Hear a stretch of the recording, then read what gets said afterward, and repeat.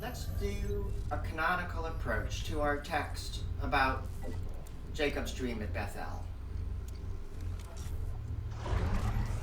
Here's our text from Hosea.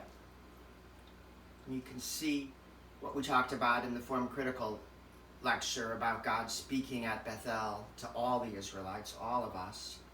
And this emphasis on return, interpreted as repenting, turning back to God, throwing oneself on God with complete devotion rather than going one's own way. So doing a turnaround in life, turning back to Yahweh, being devoted to Yahweh. That notion of shuv, we argued, was picked up back in Genesis 28, in our Jacob's dream at Bethel passage. You'll notice that most English translations have the return or the repent, the shuv, as part of the protasis, one of the if conditions before the promise of coming to Yahweh. But all of those if conditions are a simple and, a simple conjunction in Hebrew.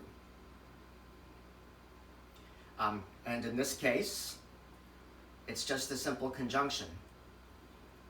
It could be part of the conditions, or it could be part of the apodosis, part of the vow, the promise, that not only will Yahweh be Jacob's God, but Jacob will also return.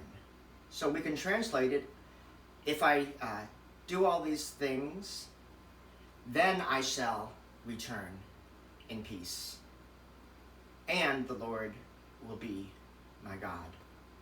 So again, back in Hosea, we've got this language of returning picked up from the Bethel story.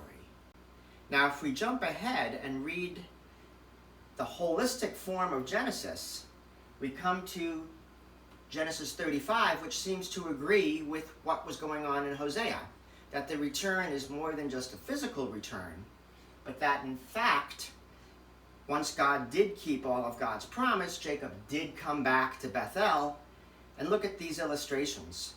He returned with full devotion by taking all of the idols in his household and burying them under an oak tree, getting rid of all the figurines, all the graven, sculpted images that he had, pulling them out of the trunk, identifying all the idols, and getting rid of them, burying them under the tree.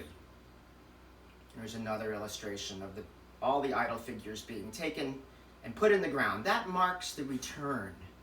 So from a canonical perspective, we get much more theological, much more spiritual. Jacob is not just vowing